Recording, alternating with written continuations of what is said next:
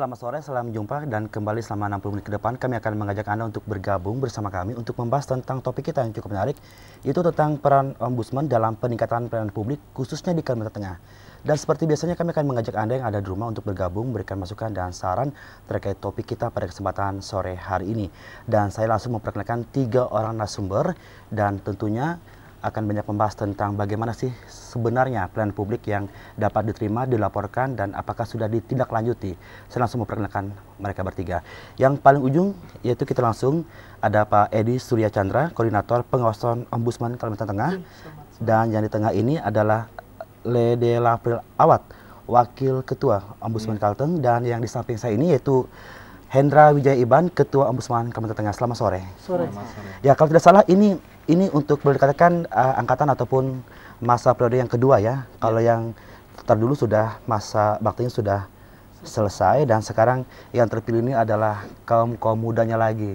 Generasi muda kita yang terpilih ini luar biasa sekali ya. Anak-anak muda Kalimantan Tengah juga dapat terpilih dan berdiri sebagai salah satu pemangku kepentingan. Nah, saya ingin bertanya dengan ketua nih langsung, Bang Hendra. Ini kita tahu bahwa Ombudsman mungkin sudah beberapa tahun lalu sudah mulai merambak naik, sudah dikenal oleh masyarakat juga ya, apalagi ini sudah ada 2 kali pergantian periodenya. Nah, dan mungkin juga ada juga masyarakat yang masih belum mengetahui apa sih sebenarnya Ombudsman itu sendiri. Bisa dijelaskan? Baik, terima kasih. Selamat sore pemirsa TVRI di Kalimantan Tengah. Kami mengucapkan salam dari Ombudsman daerah Kalimantan Tengah. Ombudsman itu adalah lembaga pengawasan pelayanan publik. Jadi lembaga pengawasan pelayanan publik ini dan juga etika usaha berkelanjutan. Jadi Ombudsman itu mengawasi para pihak atau instansi atau BUMN atau BUMD atau badan swasta yang memberikan pelayanan kepada masyarakat. Jadi semua sektor dong, semua sektor ya? Iya, semua bidang, semua sektor, dan ini juga baik itu swasta ataupun juga negeri, tetap dipantau oleh Ombudsman? Iya, tetap dipantau oleh Ombudsman, tetap kita monitoring oleh Ombudsman. Pernah mendapatkan ada kasus yang dari masyarakat yang melaporkan sejauh ini? Sampai sekarang terhitung tanggal 3 Desember 2013, Ombudsman daerah Kalimantan Tengah itu ada 70 kasus yang masuk dan 80% itu sudah kita selesaikan. Sampai ke pengadilan ada atau ada mediasi khusus? Memang banyak yang mediasi, dan ada juga yang sampai ke pengadilan. Nah, kalau Ombudsman itu dia non litigasi, jadi di luar pengadilan. Proses kita itu non litigasi. Boleh tahu itu seperti apa contohnya? Jadi non litigasi itu adalah proses penyelesaian di luar pengadilan. Kita bisa melakukan mediasi, lalu kita bisa memutuskan adjudikasi. Nah, tetapi kita tidak masuk dalam ranah pengadilan. Kalau memang para pihak itu sudah memang sulit untuk dimediasi, kita persilahkan ke pengadilan. Nah, kita bisa menyampaikan kepada hakim atau pihak yang berwenang di pengadilan, begini loh posisi kasusnya. Kita hanya menjelaskan. Bung Indra, boleh tahu seperti apa sih kasus-kasus yang paling banyak yang dilaporkan oleh masyarakat itu? Contohnya mungkin ekonomi mungkin ada seperti ini, atau masalah pendidikan, atau lain sebagainya, seperti apa? Boleh tahu? Paling banyak kita menerima kasus itu adalah kasus sengketa lahan. Sengketa lahan? Iya. Dan ternyata sengketa lahan juga bukan hanya ditangani oleh pihak terkait ataupun yang lain, juga Ombudsman juga ini ya tetap membantu untuk masyarakat juga ya. Sejauh mana apakah itu benar ataupun tidak? Iya. Jadi kita siap membantu dan melayani masyarakat. Jadi karena sengketa lahan ini juga termasuk dalam domain kita. Nah, jadi di situ kita memediasi para pihak atau mengkoordinasi dengan pihak BPN juga, dengan pihak perkebunan juga. Biasanya itu ada 3 sengketa yang terjadi. Yang pertama itu sengketa antar masyarakat itu sendiri. Yang kedua sengketa antar masyarakat dan pemerintah. Lalu yang ketiga itu sengketa antar masyarakat dengan PBS. Dengan PBS berarti boleh dikatakan bahwa perusahaan besar sawit yang ada di Kalimantan Tengah juga masih ini juga ya, masih ada yang bermasalah juga dan masyarakat juga ya? Ya, cukup banyak. Hampir. Sejauh ini bagaimana? Apa yang sudah dilakukan Ombudsman kepada masyarakat? Kita melakukan. Apakah hanya menerima laporan, tapi juga ada tindak lanjutnya ke lapangan untuk mengetahui apakah benar ini laporan dari masyarakat? Seperti itu. Kita klarifikasi ke lapangan, Betul, ada gitu kita ya? monitoring ke lapangan, kita investigasi, lalu terakhir kita rekomendasi. Ada yang kita rekomendasi, misalnya kita ada ke daerah Kapuas Hulu, itu kita investigasi ke lapangan, ke daerah Kota Waringin Timur kita investigasi ke lapangan juga, dan ini di Barito Utara kita investigasi ke lapangan. Anggota Ombudsman ini tentu ada lebih dari 3 orang ya. Ini hanya sebagian, ada 7 orang. Tentu ada pembagian, ada fungsi, tugas dan wewenangnya masing-masing ini ya. Nah, kalau dari Bung April sini bagaimana? Yang ditangani apa saja? Tentu ada bidang-bidangnya.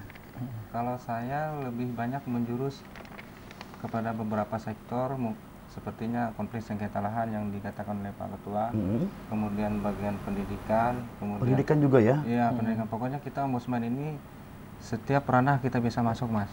Pak. Semua ranah, berarti semua ranah. Iya, yang ada dalam aktivitas pemerintahannya. Mungkin mengenai perizinan, kita masuk kepegawaian, mungkin undang-undang kepegawaian mengenai mutasi dan segala macam. Itu juga bisa ya? Iya, Mas. Seandainya ada masyarakat yang tidak setuju dengan mutasi jabatan dia dipindahkan itu, dan tidak masuk akal, bisa mengadu ya? Pada intinya kita menekankan segala sesuatu itu harus sesuai dengan prosedur. Sesuai dengan prosedur. Agar tidak timbulnya maladministrasi. Maladministrasi ini kan sekali, penyalahan wewenang, kemudian perilaku yang tidak wajar, kemudian antara atasan terlalu intimidasi dengan bawahan sehingga timbullah tekanan kerja yang bisa membuat prestasi kerja itu menurun. Tunggu, ini menarik. Seandainya ada suatu atasan yang mengintimidasikan bawahannya, itu bawahannya bisa untuk melapor ke pihak Anda? Bisa ya? Bisa. Bisa. Terjamin untuk rahasia aja ya? Iya, kita jamin. Nah, jadi pada intinya, pada umumnya, setiap orang bisa melapor ke kita. Baik dia masyarakat, kemudian pegawai negeri, termasuk TNI, Polri, dan penduduk, termasuk warga negara asing yang memang sudah tercatat secara hukum di wilayah Kalimantan Tengah. Iya, warga negara asing. Yang penting dia sudah ada terdaftar di wilayah Kalimantan Tengah. Nah, jadi ada batasannya.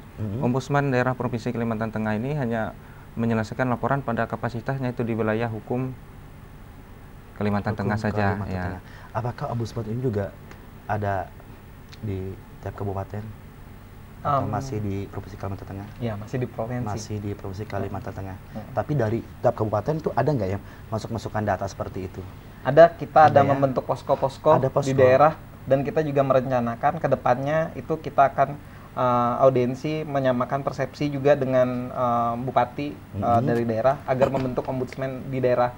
Tujuannya apa? Tujuannya itu untuk pelayanan publik yang semakin baik dan tata pemerintahan yang semakin baik. Jadi good governance itu di Kalimantan Tengah itu yang kita harapkan. Nah, ini juga tergantung dari niat baik dari bupati atau wali kota, pemangku wilayah di daerah tersebut begitu. Nah, karena ombudsman daerah namanya begitu. Oke, nah ini sebenarnya ada kasus seperti yang disebutkan tadi, ada beberapa pimpinan yang mungkin mengintimidasikan bawahnya seperti ini. Terus pada saat dilaporkan ke ombudsman tentunya akan memanggil pihak yang bersangkutan juga, akan memanggil. Ya, jadi pernah nggak? Kalau gini kan rawan, ada sekali pro dan kontranya. Bagaimana Anda menanggapinya ini? Seringnya. Jadi kalau misalnya alur prosesnya, laporan itu masuk ke kita. Laporan itu awalnya masuk di koordinator pencegahan. Jadi di koordinator pencegahan, karena kita ada 3 koordinator. Jadi dari 7 orang komisioner ini, 3 orang koordinator pencegahan, koordinator pengawasan, dan koordinator penyelesaian laporan. Lalu ada sekretaris, ada bendahara untuk membantu dalam proses kinerja. Nah, ada staf, ada asisten juga. Jadi di situ untuk membantu kinerja kita. Nah, laporan yang masuk itu ke koordinator pencegahan yang akan mengevaluasi tersebut. Kalau memang laporan itu lengkap, sesuai, nah itu nanti akan dilanjutkan ke rapat pleno komisioner. Jadi rapat pleno komisioner itu untuk siapa yang penanggung jawab dengan kasus tersebut. Nah, kalau memang dia sudah lengkap, nah itu bisa dilakukan monitoring, identifikasi, atau adjudikasi, atau mediasi. Nah, itu disesuaikan dengan keadaan di lapangan. Nah, lalu kalau memang itu sudah selesai, kita akan membuat rekomendasi kalau memang antar para pihak itu sulit untuk dimediasi begitu. Nah, rekomendasinya itu kepada pihak-pihak yang memiliki kepentingan di situ atau stakeholder gitu. Oke, berarti siapapun boleh melapor ke ombudsman ya? Masyarakat seluruh Indonesia ataupun warga negara asing dan juga orang-orang yang berkepentingan di situ. Iya. Siapapun boleh melapor ke Ombudsman Daerah Kalimantan Tengah dan tidak dipungut biaya. Tidak dipungut biaya. Berapa lama itu prosesnya? Pada saat kita melapor akan ditindaklanjuti oleh ombudsman sendiri. Kira-kira? Karena setiap kasus itu kan berbeda. Akan berbeda, betul. Setiap kasus berbeda. Jadi kita itu dalam proses penyelesaiannya itu kita berusaha secepat mungkin di dalam. Ada batasan waktu maksimalnya? Ada batasan waktu kita maksimal itu kita berusaha selesaikan itu dalam 30 hari kerja. 1 bulan pasti akan selesai. Dan tapi bukan pasti akan selesai karena itu ada kasus masing-masing ini. Baik, Bang, berarti boleh dikatakan maladministrasi itu yang paling banyak ditangani. Sengketa lahan. Sengketa lahan juga ya. Sengketa lahan, maladministrasi, masalah pendidikan. Ya. Pungli. Pungli juga. Iya. Nah, seperti apa pungli? Bisa dijelaskan? Pungli itu ada membuat izin begitu diminta sekian biasanya uang jasa begitu. Kalau sebenarnya wajar itu sih tidak apa-apa, tapi kalau orang keberatan, nah dia melaporkan ke kita akan proses itu, kita ingatkan. Karena ombudsman ini kan bukan lembaga pemberi sanksi. Iya, betul. Bagi pelapor juga amin ya, terjamin ya. Ya, terjamin. Takutnya terjadi hal-hal yang tidak diinginkan dengan pelapor pada saat mereka akan melakukan mediasi.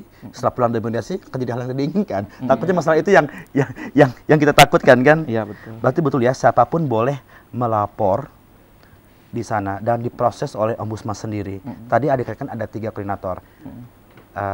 Yang pertama koordinator pencegahan, pengawasan, dan juga penyelesaian laporan. Dan penyelesaian. Nah, untuk pengawasan ini ada Bang Edi. Bang Edi, sejauh ini bagaimana pengawasan yang sudah dilakukan, Bang?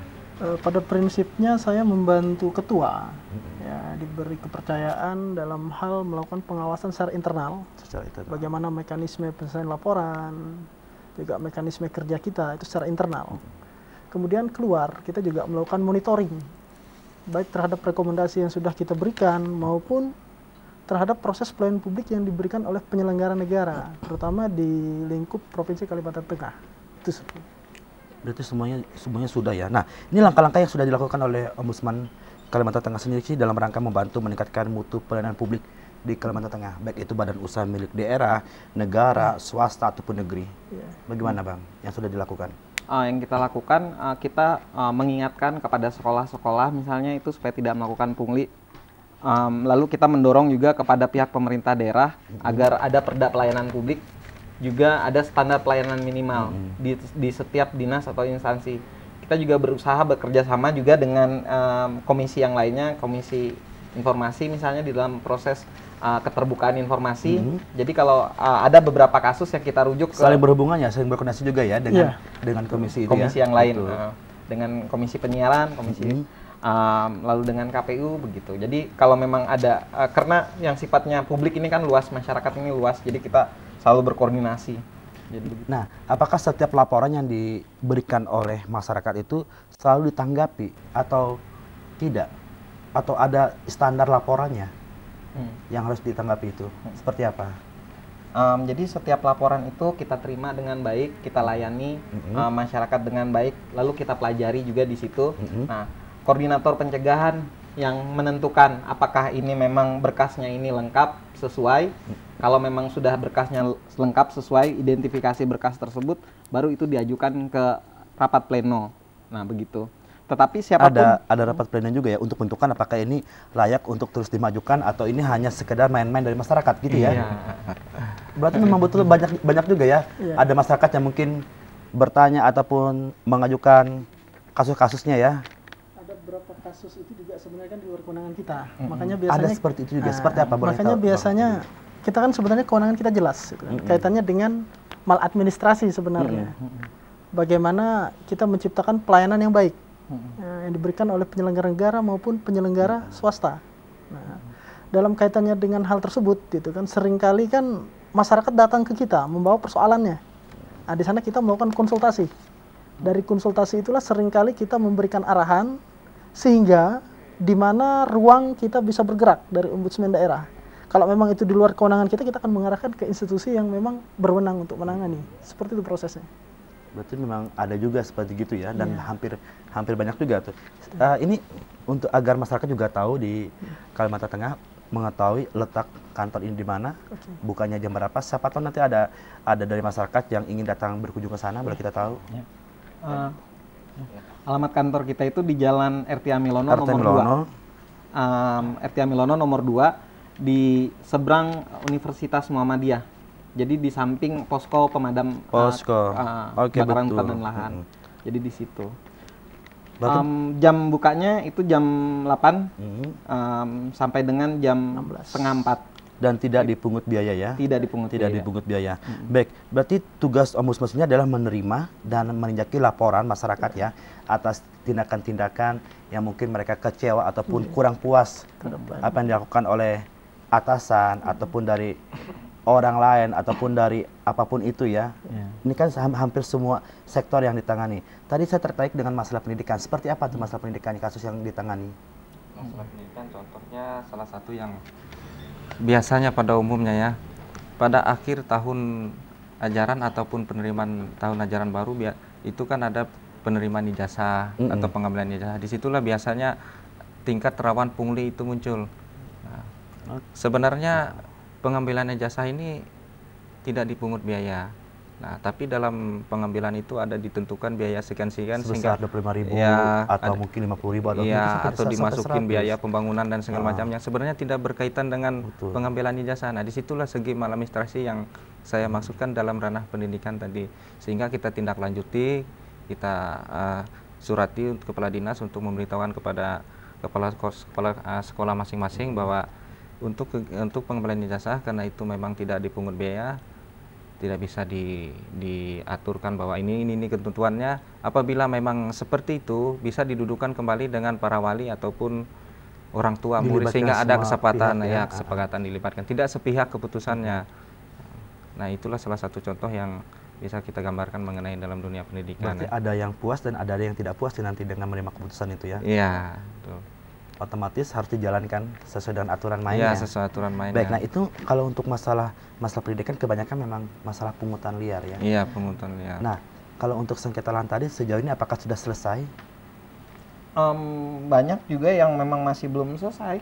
Banyak kita juga. akui itu. Oleh karena itu kita berterima kasih juga adanya ombudsman daerah, inisiatif dari kepala daerah itu untuk membuat ombudsman daerah, dan juga ada surat SK Gubernur nomor 540 647 itu berkaitan dengan clear and clean di dalam proses perkebunan, sehingga ada legal audit dan legal compliance. Nah, ini juga yang membuat perkebunan di Kalimantan Tengah itu memang jadinya memang betul-betul sesuai begitu, sehingga memang dampak dari perkebunan itu bagi masyarakat Kalimantan Tengah memang baik begitu, sehingga kesejahteraan masyarakat itu memang betul-betul terasakan di daerah. Oke, nah ini terkait tentang laporan masyarakat yang masuk ke Ombudsman daerah Kalimantan Tengah, tentunya kan ada proses penyelesaian laporan ya, dan hasil akhir dari laporan tersebut yang dilakukan oleh pihak Anda sendiri. Nah, ini bagaimana teknis untuk penyampaian laporan tersebut hingga pada akhir berupa apa, dan apakah ini juga memiliki kekuatan hukum? Nah, di sini kita bisa menyampaikan rekomendasi. Terakhirnya rekomendasi untuk kita sampaikan. Ini ada satu juga perusahaan PBS yang dalam proses penyelesaian rekomendasi. Baik, mohon maaf Pak, kayaknya sudah ada pendapat yang bergabung dengan kita. Sebelum kita lanjut tentang rekomendasi tadi. Halo, selamat sore, dengan siapa dan di mana? Halo, selamat sore. Sore. Ya, dengan siapa ini Pak? Dengan Arta di Staji. Pak Arta di Staji, silahkan Pak Arta. Ya. Oke, terima kasih buat waktunya. Kebetulan temanya bagus sekali, Ombudsman ya. Jadi gini, saya pernah ngikuti sosialisasi Ombudsman itu di kampus gitu. Tapi yang jadi polemik itu ketika sosialisasi itu diberikan, masyarakat itu kurang mengerti apa itu Ombudsman. Satu hal yang menurut saya mendasar dan wajar masyarakat kurang tahu, promosi tentang Ombudsman itu sangat minim bagi saya. Sangat minim. Di kalangan mahasiswa sebenarnya banyak keluhan. Itu saya ketahui setelah kita mengadakan FGD di tingkat mahasiswa. Maaf, bahasanya ada penjualan skripsi dan lain sebagainya. Itu adalah suatu kecurangan di dalam pendidikan yang seharusnya menjadi ranah bagi Ombudsman. Dan di sini mahasiswa takut untuk bersuara karena tidak tahu harus berbicara kemana. Satu hal, itu kalau kita berbicara dalam bidang pendidikan. Pada bidang lain, misalnya ada kesehatan. Kita menemukan manajemen pada bidang kesehatan yang ditangani pemerintah, di rumah sakit pemerintah, cenderung perlakuan layanan di sana kalah dibandingkan dengan manajemen di swasta. Jadi kita kecewa. Mohon maaf, ketika teman saya berobat di salah satu rumah sakit negeri, bahasanya gitu, jadi pelayanan sangat kasar dari perawatnya dan lain sebagainya. Ketika dia berobat ke swasta, malah dia mendapatkan pelayanan yang ramah. Nah, ini yang menurut saya sangat perlu ditangani, perlu diluruskan kembali. Ombudsman itu harus betul-betul diketahui masyarakat perannya seperti apa, sehingga mahasiswa, masyarakat dan sebagainya tidak ragu-ragu lagi untuk berkomunikasi dan melaporkan pelanggaran yang ada, terutama di Kalimantan Tengah ini. Dan yang ketiga, untuk rekrutmennya itu seperti apa gitu. Karena pada dasarnya Ombudsman ini adalah suatu bidang untuk kita berbakti ya, bahasanya gitu Pak ya. Jadi kalau untuk korupsi itu kita punya KPK, untuk pelayanan publik itu kita punya Ombudsman, betul nggak Pak? Nah, ini yang perlu dipromosikan. Bagaimana sistem rekrutmennya? Ada ketertarikan gitu dari kita yang muda-muda untuk bergabung di sini. Ya, terima kasih. Saya rasa itu yang bisa saya sampaikan. Mohon maaf apabila tidak salah. Selamat sore. Assalamualaikum warahmatullahi wabarakatuh. Waalaikumsalam. Terima kasih buat Arta yang ada di Palangkaraya. Baik, ini langsung bisa dibagi-bagi nanti buat teman-teman sini. Silakan. Terima kasih Mas Arta. Tadi Mas Arta menanyakan tentang Ombudsman. Jadi memang kalau kita berbicara Ombudsman itu, kekuatan terbesar Ombudsman itu sebenarnya sebagai jembatan emas kalau kita istilahkan. Jembatan emas ya? Iya, kita pendamping bagi masyarakat, bagi yang sekiranya tidak puas terhadap pelayanan publik yang diterima selama ini. Nah, artinya kita dari Ombudsman daerah sendiri berharap sebenarnya masyarakat proaktif bersama-sama dengan Ombudsman untuk melakukan perubahan itu. Karena kita dari Ombudsman sendiri jelas tidak mampu bergerak sendiri. Nah ini, jadi kita sangat berharap masyarakat menyadari kehadiran Ombudsman daerah dan bersama-sama melakukan perubahan itu. Apa saja yang sekiranya memang tidak memuaskan dalam pelayanan publik, sampaikan ke kita. Mari kita mencoba memperbaiki keadaan. Ya, ini yang perlu saya tegaskan. Kemudian untuk rekrutmen, Ombudsman itu berdasarkan kepada peraturan gubernur. Artinya masa jabatannya 3 tahun. Nah, kita kebetulan terpilih kemarin tahun 2013. Ya, 2013 berarti nanti 2015. Sementara untuk internal kita sendiri, untuk staf, untuk asisten, itu memang ada mekanisme rekrut. Tapi untuk sampai dengan saat ini personal kita cukup lah gitu kan. Jadi untuk sementara untuk rekrutmen, untuk masuk di dalamnya sementara tidak bisa gitu ya. Itu mungkin Mas. Baik, itu peran fungsi dan wewenangnya juga sudah disebutkan. Bisa ditambahkan? Ya, baik, berkaitan dengan rekrutmen di Ombudsman Daerah Provinsi Kalimantan Tengah, kelas balik lagi dulu. 2012 itu kita mengikuti tes. Di situ ada 3 kali tes dan terpilihlah 7 orang komisioner. 7 orang komisioner ini diharapkan bisa membawa iklim perubahan di pelayanan publik yang semakin baik di Kalimantan Tengah.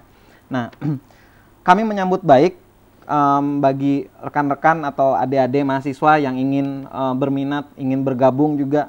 Sampai sekarang tuh sudah ada 2 skripsi yang dibuat tentang Ombudsman Daerah Kalimantan Tengah.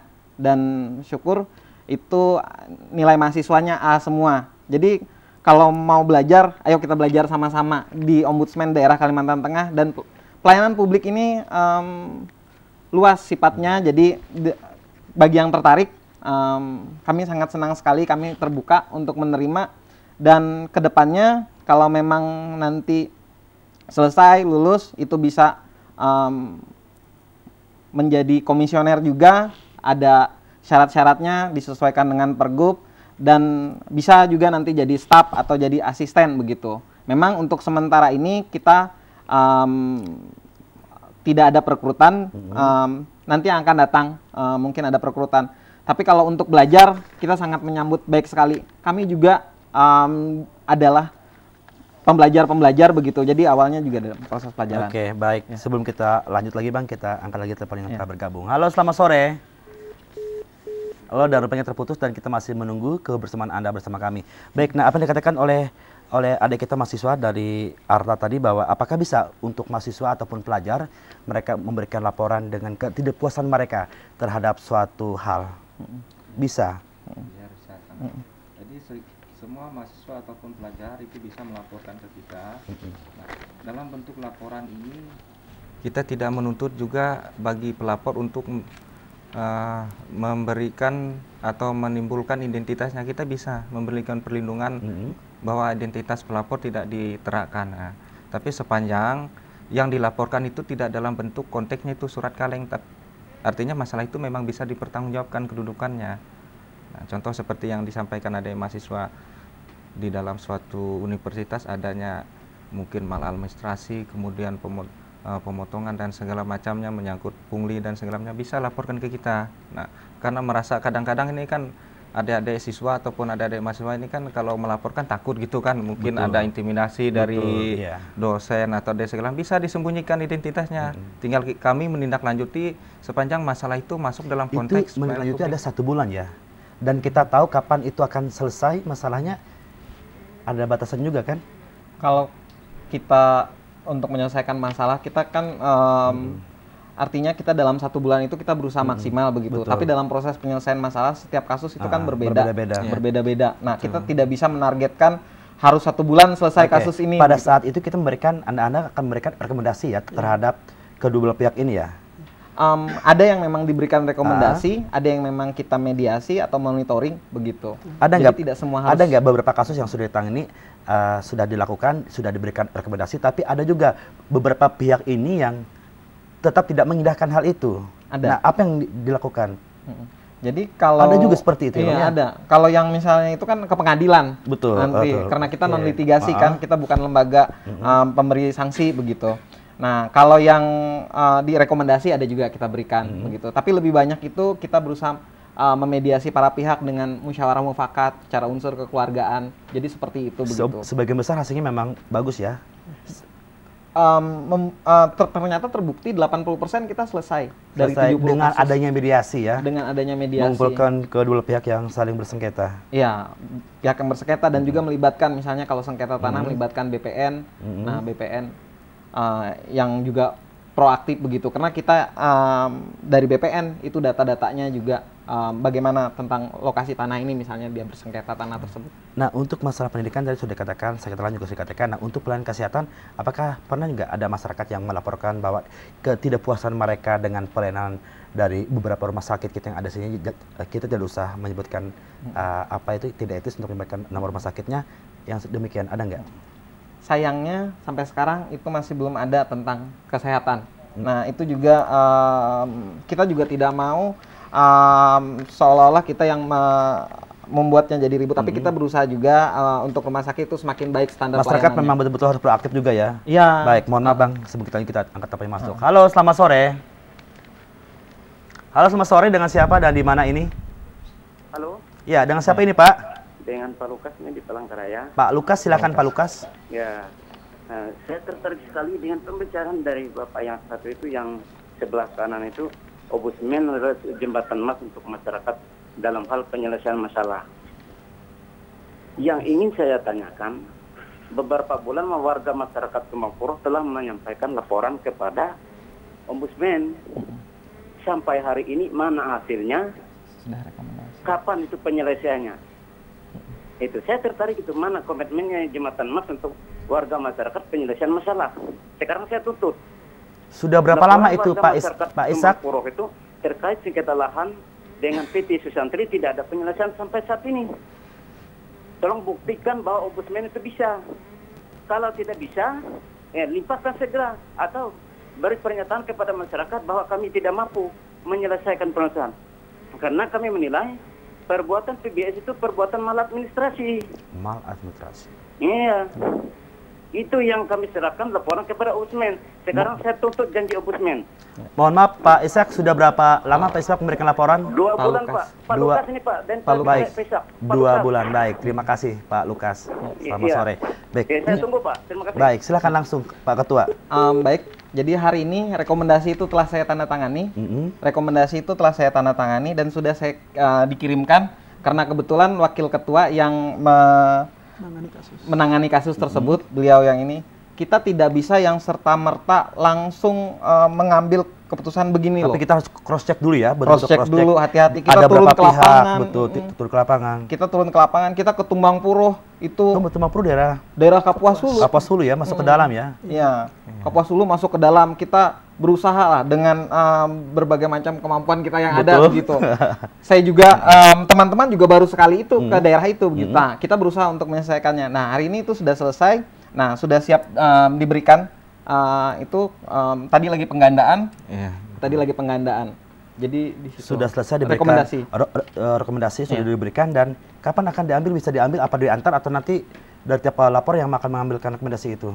Bisa kalau misalnya kita kan tadi oleh karena kesini. Betul. Oleh karena kesini, kalau misalnya mau diambil di kantor saat ini juga bisa. Bisa. Ya Ada kan? staf juga di sana ya. Ada staf di sana. Berarti betul sekali Pak Lukas, silakan untuk melihat rekomendasinya sudah selesai hari ini ditandatangani oleh pihak-pihak yang sudah ada bersama kita pada sore hari ini. Ini menarik sekali ya, berarti langsung turun ke lapangan, tidak sembarangan ya.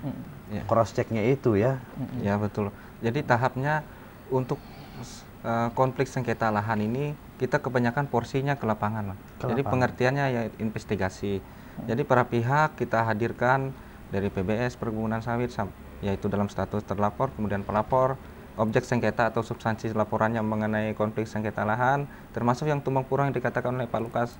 Nah, ini pada saat turun ke lapangan apa tidak dikawal dengan petugas ataupun aparat? Kita ini kan koordinasi rawan juga ini. Nah, kita memang koordinasi. Nah, itulah Ombudsman ini sebenarnya rawan juga karena kita turun ke lapangan, kita berhadapan dengan berbagai macam tapi itulah ketika tugas dan tanggung jawab itu kami ambil, amanah itu kami siap dan kami siap untuk menjalaninya begitu. Nah, memang merawan, tapi kita sudah sepakat dengan teman-teman bahwa kita harus menyelesaikan tugas ini dengan baik begitu. Baik. Nah, tadi terkait dengan ada rekomendasi tadi, itu bagaimana? Rekomendasi yang seperti apa? Rekomendasi. Sebelum ada pertanyaan dari Pak Lukas tadi, dari Arta gimana? Jadi fungsinya rekomendasi ini sebagaimana diputuskan dalam Undang-Undang Pelayanan Publik nomor 25 tahun 2009, yaitu tentang pelayanan publik itu sendiri. Apabila mediasi itu tidak dicapai, kita kan Ombudsman ini pada dasarnya kita kepengen para pihak itu memiliki win-win solution dalam permasalahan. Karena suatu win-win solution itu tidak ditemukan, akhirnya diputuskan oleh Ombudsman sendiri, yaitu dalam bentuk rekomendasi. Nah, rekomendasi inilah catatan, bisa dikatakan bahwa jelas di situ kronologi laporan, kemudian upaya-upaya lain dari Ombudsman menindaklanjuti, mungkin mediasi termasuk di situ. Kemudian yang terakhir pendapat Ombudsman terhadap masalah itu bagaimana dari segi hukum apa saja. Kemudian contoh seperti PT Susantri kan masa izin berlakunya sesuai, masa izin lokasinya sesuai tidak dengan Peraturan Menteri Agraria nomor 2 tahun 2009. Kan izin lokasi itu berlaku 3 tahun, ternyata mungkin sudah melampaui batas. Nah, itulah masuk dalam pendapat Ombudsman, sehingga muncullah rekomendasi catatan-catatan kepada kepala daerah, contohnya mungkin kepada Bupati Kapuas. Ini catatan yang perlu dilaksanakan oleh Bupati Kapuas terkait dengan konflik sengketa lahan atau objek sengketa yang terjadi di wilayah Kabupaten Kapuas. Nah, jadi dalam rekomendasi ini kita gunakan Undang-Undang Pelayanan Publik termasuk sengketa etika usaha berkelanjutan. Karena Undang-Undang Pelayanan Publik ini kan menyangkut pula dengan pola pengawasan perizinan yang dikeluarkan oleh kepala daerah. Pola pengawasan perizinan, baik. Mohon maaf, sebelum kita lanjut lagi, kita coba angkat telepon masuk. Halo, selamat sore.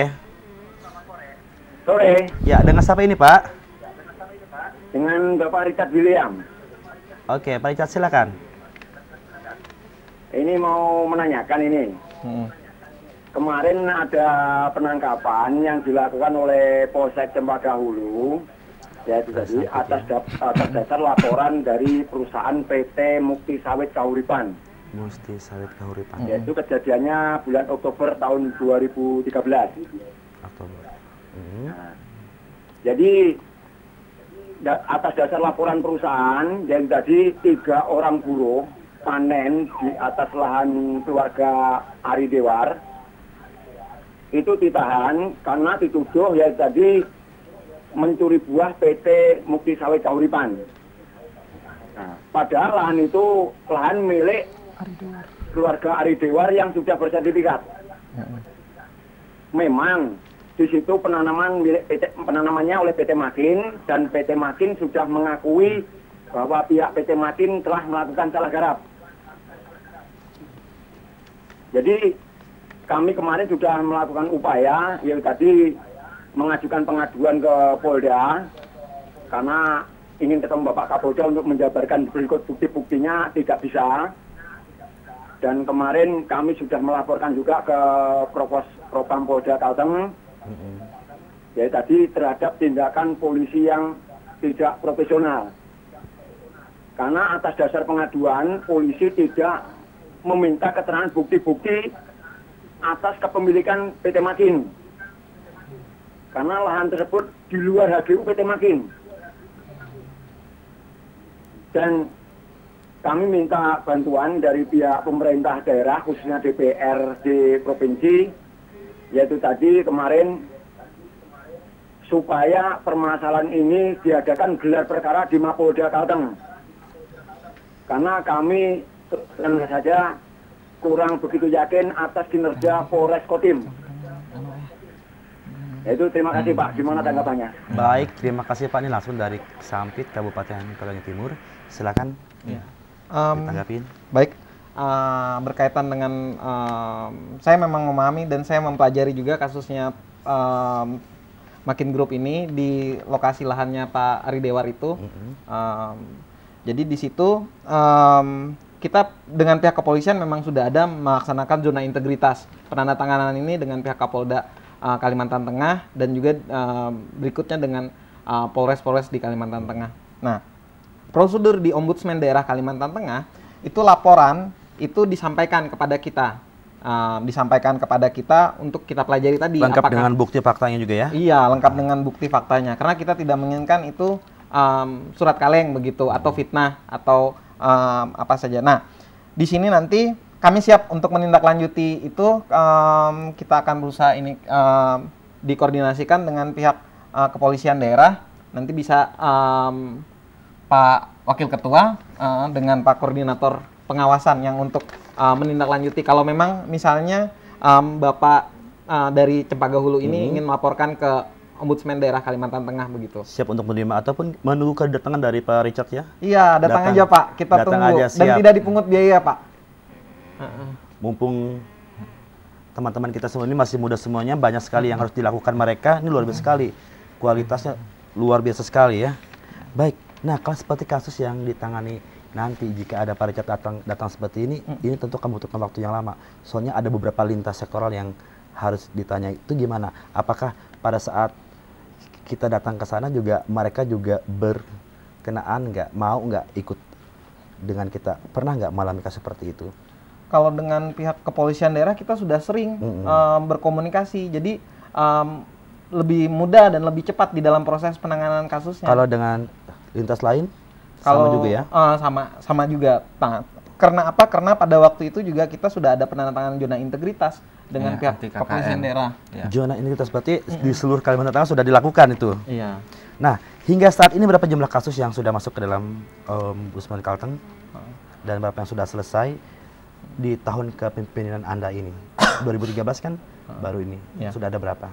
Sampai kami kan mulai dilantik itu tanggal 31 Januari 2013 sampai dengan hari ini tanggal 3 Desember 2013 itu ada 70 kasus masuk. Ada 70 kasus, betul. 70 kasus masuk dan 80% itu sudah selesai. 80% sudah selesai. Nah, di antara 80% berarti ada 20% yang belum diselesaikan hingga saat ini. Kendala hambatan yang dihadapi di lapangan apa saja? Kendala yang dihadapi di lapangan yang pertama di situ ada aturan yang tidak jelas. Aturan yang tidak jelas. Seperti apa itu Bang? Standar pelayanan minimalnya. Misalnya. Jadi kita tidak ada punya standar pelayanan minimal, kita tidak punya standar operasional prosedur. Nah, jadi di situ yang jadi kendala kita yang terbesar. Yang kedua lagi, terkadang bukti-bukti, fakta-fakta itu tidak lengkap. Nah, tidak lengkap sehingga menyulitkan kita juga di lapangan, bagaimana kita ke lapangan. Nah, lalu yang ketiga, kita di dalam kendalanya itu dengan komposisi kita yang terbatas, sedangkan kasus yang ditangani itu banyak. Nah, jadinya di situ yang jadi kendala kita juga, sehingga kita juga memerlukan bantuan dari pihak pemerintah daerah untuk bisa membantu kita di dalam proses sarana dan prasarana di dalam membantu kinerja Ombudsman Daerah Kalimantan Tengah. Mungkin bisa saya tambahkan. Ya, silakan. Jadi kaitannya dengan penyelesaian kasus kan kembali kepada kerumitan kasus tersebut. Kerumitan kasus, betul-betul. Dan juga kasus itu seringkali terkait tidak dengan satu pihak saja. Nah, artinya kita melakukan proses konfirmasi, mencari informasi yang relevan. Kalau cuma dua pihak mungkin lebih mudah, tapi kalau melibatkan hampir semua pihak terkait di situ mungkin ada lebih dari 5, mungkin bisa sampai 2-3 bulan ya. Iya, bisa jadi ketika kita menghubungi yang bersangkutan sedang tidak berada di tempat, kita tidak berkonfirmasi. Dan itu yang menyebabkan bisa lamanya ya, bisa lamanya ya. Betul. Kita mencari orangnya, pulang pergi. Waktu kita juga cukup memang lama, apalagi orangnya juga terbatas. Seandainya jika ini ada di tahap kabupaten mungkin akan lebih enak ya, akan lebih enak. Apalagi saya dengar kan ORI perwakilan Kalteng juga akan ada ya? Iya, akan ada. Akan ada. Ini sudah apa? Itu sudah ada. Sudah ada ya? Sudah ada. Kita bekerja sama, kita bersama-sama dengan ORI perwakilan Kalteng begitu. Karena sebelumnya juga Ombudsman daerah ini kan awalnya dari Komisi Ombudsman Nasional juga begitu. Jadi dibentuknya lalu Komisi Ombudsman itu berubah menjadi ORI di tahun 2000 begitu. Yang awalnya kan Komisi Ombudsman Nasional. Yeah. Nah, ORI juga pada waktu awal itu dalam proses perekrutan segala macam berkoordinasi dengan kita juga, kita bersama-sama. Pada waktu itu juga ada talkshow di TVRI, kita juga bersama dengan Komisioner ORI Bu Kartini Istiqomah juga di situ memberikan. Jadi kita prosesnya itu kerjasama, kita sama-sama saling membantu. Mana yang memang rasa kita memang sulit karena ada keterbatasan dan kekurangan masing-masing, disitulah kita saling membantu begitu. Oke, Bung Hendra dan teman-teman ini sering melakukan studi kasus ke beberapa daerah sampai ke pedalaman. Nah, pada saat ke pedalaman ini tentu banyak sekali laporan-laporan dari masyarakat yang tidak puas. Benar kan? Pasti kan selalu ada itu mereka komentarnya seperti ini. Yang paling dirasakan dan paling banyak dan dominasi masalahnya apa sih yang dirasakan oleh masyarakat? Pada saat Anda bertiga ini berkunjung ke daerah-daerah, tentu pasti akan ada ini. Dengan rentang kendali Kalimantan Tengah yang luas, kita memang di situ mengalami berbagai macam permasalahan. Tetapi permasalahan yang mendasar di Kalimantan Tengah, setelah saya ke lapangan juga, itu adalah tingkat kesejahteraan masyarakat. Ketika masyarakat itu dulunya tanah adalah tempat hidup, tanah adalah tempat dia berusaha, tempat dia Ekamalan Manana Satiar kalau misalnya di situ ada tempat dia berusaha. Nah, itu yang ditanami sawit, sedangkan sawit ini yang harapannya bertujuan untuk kesejahteraan masyarakat tapi ternyata belum mencapai tujuan ke arah sana begitu. Nah, inilah yang berusaha supaya tingkat kesejahteraan masyarakat itu bisa semakin lebih baik lagi. Oke, berarti tingkat kesejahteraan masyarakat yang perlu ditingkatkan lagi. Justru dengan sebenarnya ya, justru dengan adanya keberadaan perusahaan besar sawit ataupun lain sebagainya, itu membantu masyarakat. Ada nggak masyarakat yang mengeluhkan bahwa program dari CSR dari PBS itu sendiri jalan atau tidak jalan? Ada juga banyak seperti itu.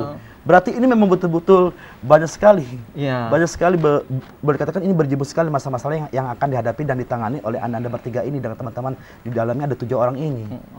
Dan oleh karena itu juga kita bersyukur kan ada dari gubernur begitu membuat surat supaya ada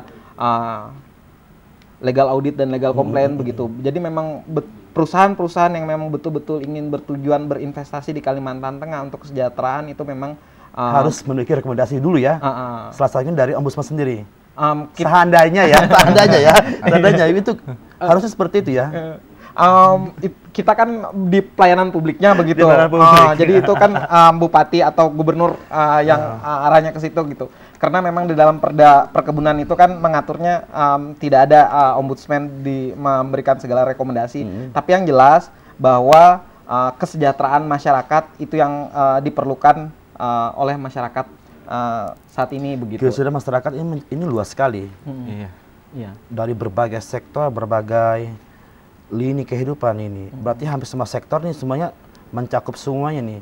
Dan ini rekomendasinya luar biasa sekali. Paling tidak pemerintah daerah juga mengetahui bahwa masih banyak sekali masyarakat kita yang ada di sana, yang di luar sana yang masih membutuhkan bantuan untuk dibantu. Mungkin dari pertanian, kesehatan, pendidikan, dan lain sebagainya.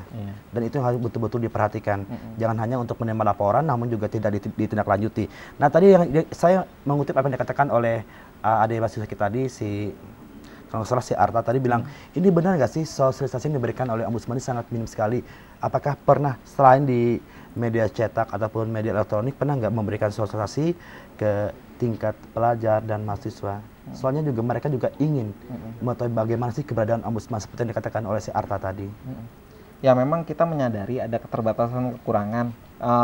Kalau kita berusaha semaksimal mungkin juga untuk mensosialisasikan tentang keberadaan Ombudsman Daerah Kalimantan Tengah ini. Ombudsman Daerah Kalimantan Tengah ini kan tujuannya kan untuk agar pelayanan publik semakin lebih baik di Kalteng. Nah, untuk sosialisasi kita terus maksimal. Memang mungkin kendala kita mungkin di personal, tapi kita tetap berusaha begitu dengan apapun yang ada, sumber daya yang ada, kita berusaha untuk mensosialisasikan keberadaan Ombudsman Daerah Kalimantan Tengah ini. Jadi seperti itu. Memang kita di dalam sosialisasi nanti kita ke daerah-daerah juga. Nah di situ memang kalau saya melihat memang karena memang bahasanya yang asing, Ombudsman kan sudah asing begitu. Jadi di situ mungkin yang kadang-kadang kendalanya karena kurang familiar dari pembahasannya aja. Padahal kalau kita pikir kantornya cukup ini ya, strategis ya, di kawasan kantor gubernur. Strategis. Dan berada di samping jalan protokol juga. Memang betul ini sosialisasi apa yang dilakukan oleh pihak Anda semua ini ke tiap daerah juga terus sudah dilakukan juga ya. Tiap kedewan rutin dilakukan. Rutin kita lakukan juga di 13 kabupaten ini. 13 kabupaten dan 1 kota. Bahkan ini mungkin rencananya kita 1 minggu ke depan ini mau melakukan sosialisasi ke 3 kabupaten. 3 kabupaten. Iya. Mau ke Pulang Pisau, Gunung Mas dan Kabupaten Katingan. Dengan personil dari ada hanya 7 orang itu juga harus mampu siap juga ya. Ini luar biasa. Ini kepercayaan yang diberikan oleh masyarakat dan juga oleh pemerintah Provinsi Kalimantan Tengah luar biasa kepada Anda bertujuh ini. Dari 7 orang ini tentunya nih luar biasa sekali nih, banyak program visi. Nah, ini ke depan apa yang harus dilakukan oleh pihak Anda ke depan? Sasaran yang ingin dicapai apa kepada masyarakat? Jadi untuk masyarakat yang kita harapkan mereka tidak segan-segan dan tidak ragu-ragu melaporkan apapun masalah mengenai etika usaha berkelanjutan, kemudian mengenai maladministrasi penyelewengan kewenangan yang sudah diamanatkan undang-undang oleh aparatur negara. Dan kita pun menginginkan dengan pemerintah daerah berkaitan dengan pelayanan publik ini ada suatu produk hukum yang jelas, yaitu turunan dari Undang-Undang Nomor 25 Tahun 2009 tentang pelayanan publik. Nah itu adalah salah satu produk hukum yang menjadi kekuatan ataupun kapasitas hukum untuk mengawasi standar pelayanan minimal di setiap instansi seperti di rumah sakit, kemudian pelayanan terpadu mengenai perizinan dan instansi-instansi terkait termasuk TNI Polri. Jadi bisa juga ditambahkan dengan Pak Ketua atau Pak Koordinator Pencegahan. Sebagai pernyataan penutup juga mungkin. Pertama, kami ucapkan terima kasih kepada pemerintah provinsi, Pak Gubernur ya, atas terbentuknya Ombudsman Daerah dengan dukungan beliau selama ini. Juga kepada Bupati dan Wali Kota dan juga para pejabat pemerintahan, aparat, ya, penegak hukum yang kelihatannya peduli untuk melakukan perbaikan secara bersama-sama. Kami selalu mengharapkan dukungan itu.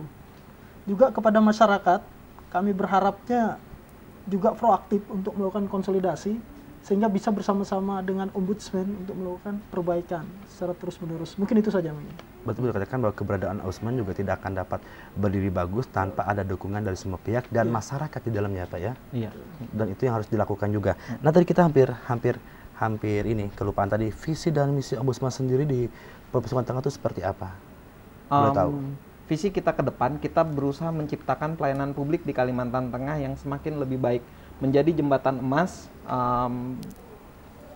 antar pemerintah di Kalimantan Tengah begitu. Jadi di antar masyarakat dengan pemerintah kita menjadi jembatan emasnya, Golden Bridge-nya.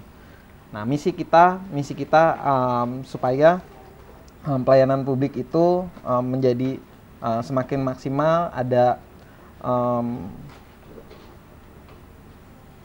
upaya yang memang betul-betul dalam pelayanan publik semakin baik, pungli itu berkurang, maladministrasi itu berkurang, dan kita berusaha untuk membantu masyarakat. Berarti boleh dikatakan bahwa pelayanan yang sangat dirasakan dirugikan oleh masyarakat itu adalah pelayanan yang memerlukan biaya, seperti pembuatan KTP gitu ya, ada akte kelahiran, dan sengketa lahan, itu kan memerlukan biaya, dan itu yang sering dikeluhkan oleh masyarakat. Nah, untuk pembuatan KTP di kota Palangka, ada nggak masyarakat yang datang melaporkan hal itu? Ya, memang kita memahami kemarin itu ada permasalahan juga tentang KTP begitu, tapi sampai sekarang tidak ada laporan tentang KTP itu ke kita begitu. Kita juga tidak mau mengada-ada membuat laporan yang itu. Nah, tetapi yang jelas bahwa upaya dalam pembuatan KTP, akte kelahiran, atau berbagai macam IMB misalnya, seandainya biayanya itu wajar, itu kita tidak mempermasalahkan. Tapi ketika masyarakat itu merasa biayanya tidak wajar, dia merasa tidak sesuai, misalnya kartu kuning dan sebagainya pada waktu penerimaan CPNS kemarin, nah itu yang kita akan tindak lanjuti begitu. Baik, di 2 menit penutup kita dalam seksi dialog kali ini, kita minta satu harapannya ke depan, Bang. Harapannya dukung Ombudsman Daerah Kalimantan Tengah di dalam proses pelayanan publik yang semakin lebih baik di Kalimantan Tengah, dan kami juga akan berusaha semaksimal mungkin untuk membantu masyarakat sesuai dengan kemampuan kami, dan kami akan menjalankan tugas kami ini dengan sebaik-baiknya. Mohon maaf kalau misalnya ada kekurangan, ada kesalahan dari kami, tapi kami berusaha sebagai generasi muda Kalimantan Tengah, kami berusaha agar ke depan Kalimantan Tengah ini bukti ya, bukti baik dari generasi muda kita semua, dan terbukti ini orangnya pada muda-muda semua, tapi luar biasa sekali. Kalau dari April bagaimana? Kalau saya mengharapkan terutama dengan kepala daerah ya, menyangkut mengenai konflik sengketa lahan, karena itu salah satu bidang yang saya tangani. Jangan, atau pengertiannya hati-hatilah dalam mengeluarkan perizinan, jangan sampai merugikan masyarakat, terutama dengan kawasan hutan adat ataupun tanah adat. Kawasan hutan adat. Iya, itu kan sudah ada putusan Mahkamah Konstitusi nomor 35 bahwa hutan negara itu bukan masuk dalam hutan adat. Nah, jadi kita harapkan juga, dan setiap kepala daerah, khususnya Pak yang terhormat Pak Gubernur, bisa menentukan kawasan hutan adat di mana posisinya, sehingga posisi kawasan hutan adat itu seperti hutan negara yang dimaksud dengan pelepasan kawasan hutan atau kawasan hutan yang dilindungi, ada aturan hukum pidananya maupun sanksi hukum administrasinya. Itu saja yang saya harapkan dengan kepala daerah sekali. Baik, terima kasih buat Bung Hendra Wijaiban, Ledela Fil Awad, dan Edi Surya Chandra atas waktu Anda, dan kita harapkan mudah-mudahan meskipun singkat ini dapat berguna bagi masyarakat luas. Paling tidak masyarakat mengetahui bahwa keberadaan Ombudsman di Provinsi Kalimantan Tengah ini sangat berguna dan bermanfaat dalam meningkatkan pelayanan publik di Kalimantan Tengah. Dan kita harapkan juga masyarakat yang ada di sana untuk bergabung bersama, silakan untuk datang untuk memberikan masukan dan saran, langsung datang ke kantor di Jalan RT Milono nomor 2 di komplek kawasan kantor Gubernur. Terima kasih dan selamat sore. Selamat sore.